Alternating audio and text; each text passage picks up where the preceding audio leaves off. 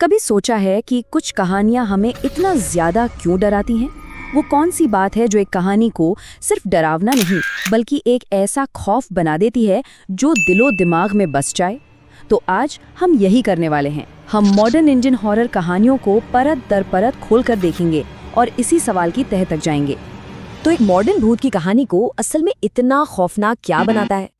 देखिए, बात सिर्फ अचानक से सामने आ जाने वाले डरावने चेहरों की नहीं है। असली डर तो कहानी की बनावट और उसकी साइकोलॉजी में छिपा होता है, जो हमें ये सोचने पर मजबूर कर देता है कि कहीं ये हमारे साथ भी तो नहीं हो सकता। इस पूरे विश्लेषण में हम 3 बहुत मशहूर भारतीय डरावनी कहानियों के स्ट्रक्चर को समझेंगे। हम उस फॉर्मूले को उजागर करेंगे जो इन्हें इतना असरदार बनाता है। वो कौन सी टेक्निक्स हैं जो राइटर्स हमारे अंदर छिपे डर को जगाने के लिए इस्तेमाल करते हैं। चलिए देखते हैं। तो हमने 3 कहानियां उठाई हैं। पहली है श्वेता की, जो झारखंड के एक भूतैह स्कूल में फंसी है। फिर है समर, जो गुड़गांव के एक रहस्यमयी कॉल सेंटर में है। और आखिर में राहुल, जिसका सामना एक अंधेरे पार्क में एक परछाई से होता है। अब देखिए, 3 अलग अलग कहानियां, 3 बिल्कुल अलग जगह हैं, पर हम ये देखेंगे कि इन सब में डर का जो फॉर्मूला है ना, वो काफी हद तक एक जैसा ही है। तो चलिए हमारे पहले पॉइंट पर आते हैं, जब 2 दुनियाएं आपस में टकराती हैं। जानते हैं मॉडर्न हॉरर की सबसे बड़ी ताकत क्या है? ये हमारी नॉर्मल रोजमर्रा की जिंदगी को किसी अनहोनी चीज से मिला देती है और डर को ठीक उन जगहों पर ले आती है जिन्हें हम सबसे सेफ मानते हैं।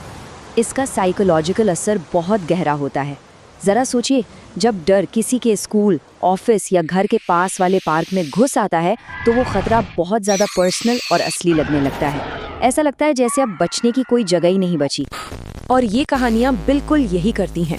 श्वेता का स्कूल का लंच ब्रेक एक शापित छत पर जाकर खौफ में बदल जाता है। समर की नाइट शिफ्ट में एक ऐसी कलीग है जो 8 साल पहले मर चुकी है। और राहुल का घर जाने का रोज का रास्ता एक जानलेवा तजुर्बा बन जाता है। नॉर्मल और अबनॉर्मल का ये टकराव ही डर की असली जड़ है। अच्छा, तो एक हॉन्टिंग शुरू कैसे होती है? ये कहानियां ना एक खास पैटर्न फॉलो करती हैं। इसमें डर एकदम से नहीं आता, बल्कि धीरे धीरे परत दर परत बढ़ता है, जब तक कि वो बर्दाश्त से बाहर ना हो जाए। शुरुआत अक्सर किसी दिखने वाली चीज से नहीं होती, बल्कि एक एहसास से होती है। जैसे श्वेता को स्कूल की छत पर एक अजीब सा भारीपन महसूस हुआ, एक ऐसी बेचैनी जिसने उसे वहां से भागने पर मजबूर कर दिया। यहीं से आप कह सकते हैं डर की पहली परत बनती है। और डर का ये मीटर ऐसे ही बढ़ता जाता है। पहले सिर्फ एक अनदेखा एहसास होता है, लगता है कोई देख रहा है। फिर जैसा बीपीओ की कहानी में होता है, सीसीटीवी में एक परछाई या वॉशरूम के शीशे में एक हल्की सी झलक दिखती है। इसके बाद होता है डायरेक्ट कांटेक्ट, कोई फुसफुसाहट, कोई आवाज।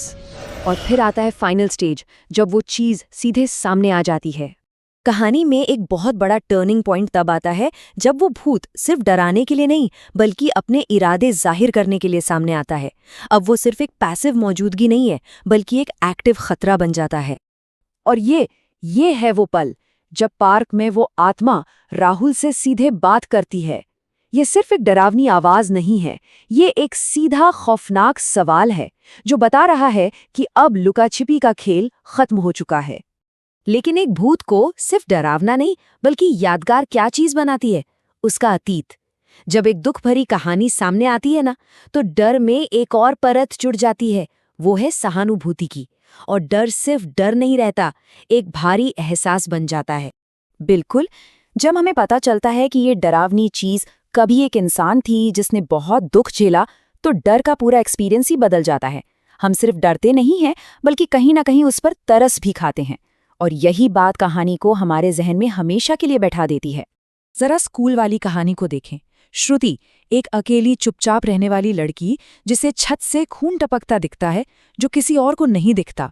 छत पर जाने के बाद उसका बर्ताव एकदम बदल जाता है। वो एक टीचर को श्राप देती है और वो सच हो जाता है। और आखिर में वो उसी छत से कूद जाती है। उसकी आत्मा वहीं बंद कर रह जाती है।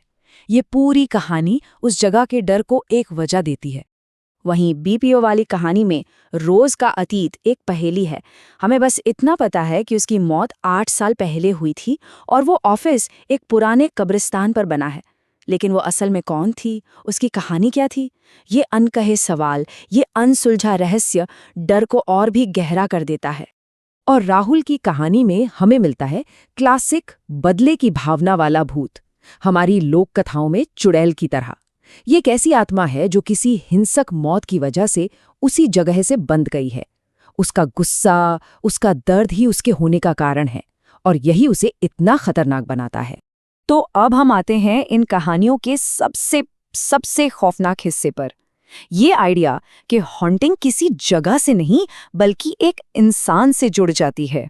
सोचिए, अगर उस भूतिया घर या उस डरावने पार्क से भाग भी जाएं, तो क्या होगा? क्या कोई सच में बच पाएगा? मॉडर्न हॉरर कहता है नहीं। असली डर तब शुरू होता है जब वो चीज आपके साथ आपके घर आ जाती है। श्रुति का वो श्राप इसका परफेक्ट एग्जाम्पल है। वो सिर्फ एक धमकी नहीं थी, वो एक भविष्यवाणी थी जो स्कूल की दीवारों के बाहर भी सच हुई। टीचर घर गया, लेकिन श्राप उसके पीछे पीछे गया। और ये लाइन सच में, ये शायद सबसे ज्यादा डराने वाली लाइनों में से एक है। राहुल पार्क से भाग गया, उसे लगा कि वो सेफ है, बच गया, लेकिन वो आत्मा उसके साथ उसके घर तक, उसके बेडरूम तक आ गई थी। मतलब सेफ होने का हर वहम एक झटके में टूट जाता है। समर की कहानी भी बिल्कुल यही दिखाती है। उसने और उसके दोस्त ने नौकरी छोड़ दी। वो उस बिल्डिंग से बहुत दूर चले गए, लेकिन महीनों बाद एक फोन कॉल आता है, उसी बंद पड़े कॉल सेंटर से, रोजी की आवाज में। उस श्राप ने उसे ढूंढ ही लिया था। और ये सब हमें इस आखिरी सवाल पर लाकर छोड़ देता है। अगर डर किसी जगह तक ही सीमित नहीं है, अगर वो एक परछाई की तरह हमारा पीछा कर सकता है, तो क्या कोई भी जगह, यहाँ तक कि हमारा अपना घर भी, सच में सुरक्षित है?